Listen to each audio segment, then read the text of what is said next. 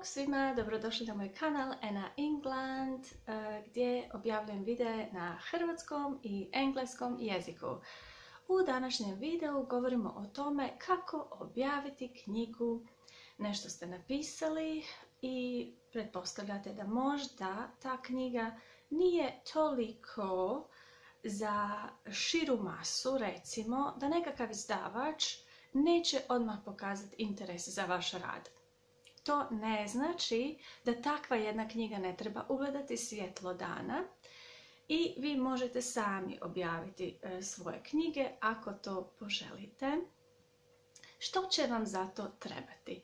Pa zato će vam trebati jedna platforma, znači na internetu danas imate više platformi na kojima možete objaviti svoje djelo.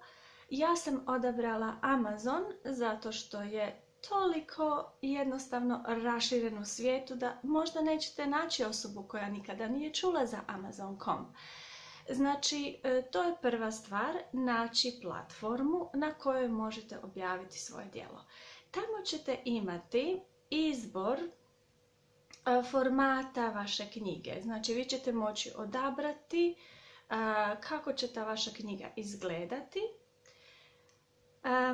A onda ćete imati i potrebu za bankovnim računom. A taj bankovni račun, jedan od njih, evo, je i Payoneer.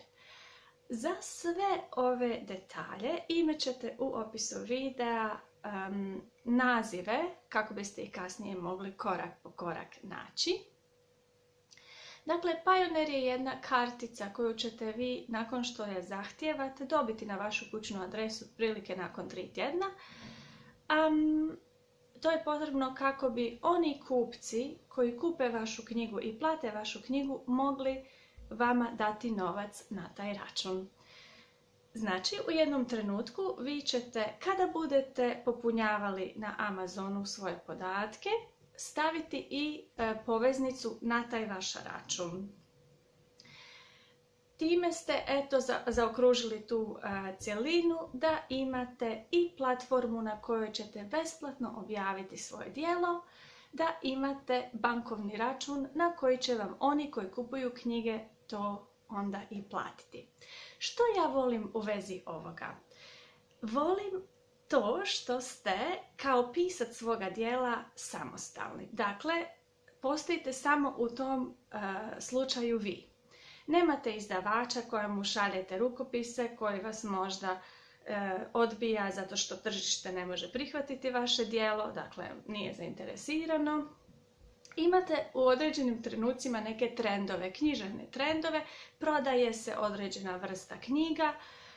Imate trenutke kada je jako popularan science fiction, pa to ide. Imate trenutke kada su popularna tinejdžerska djela, nekakvi vampiri i tko zna što sve ne.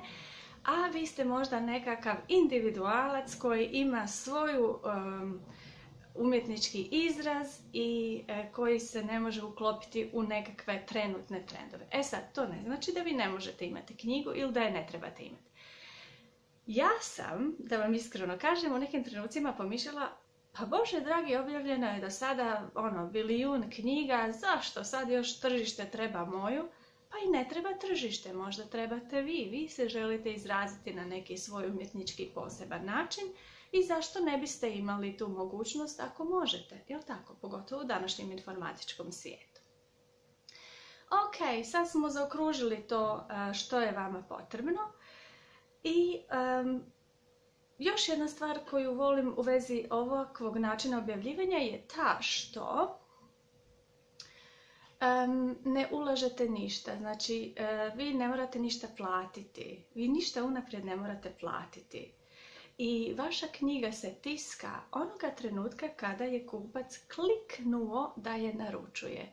Tada će amazonska tiskara otiskati taj jedan primjerak za njega, tog kupca, poslati mu i na vaš račun uplatiti novac. To je vrlo praktično i omogućuje svakom da objavi svoje djelo. Da, postoje određene smjernice za kvalitetu vašega djela. Vi ćete to vidjeti kada stavite svoj rukopis. Sekundu. sorry for a second, I will finish my video. Tada ćete vidjeti da postoje određene kvalitete u vezi vašeg rukopisa. Ono što će vam još trebati je engleski jezik, jer ćete tu platformu naći na engleskom jeziku. Ali to vas ne treba spriječiti, dakle nađite nekog ko govori engleski jezik. Moj dragi vjerojatno želi kavu, pa ćemo ga pustiti da napravi jednu. Ćao, pozdrav, bye!